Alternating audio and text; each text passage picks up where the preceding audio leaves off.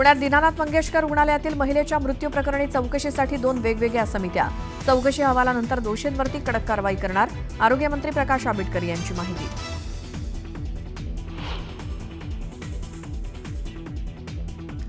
गृहराज्यमंत्री योगेश कर्मांनी घेतली देशमुख कुटुंबियांची भेट. भेटीदरम्यान ग्रामस्थांनी वाचला तक्रारींचा पाढा.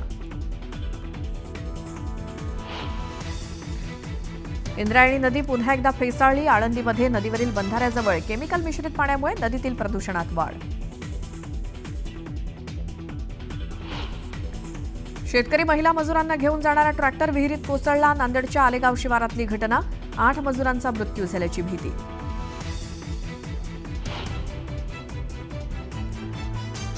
ज्येष्ठ अभिनेते मनोज कुमार काळाच्या पडद्याआड वयाच्या 87व्या वर्षी घेतला अखेरचा श्वास.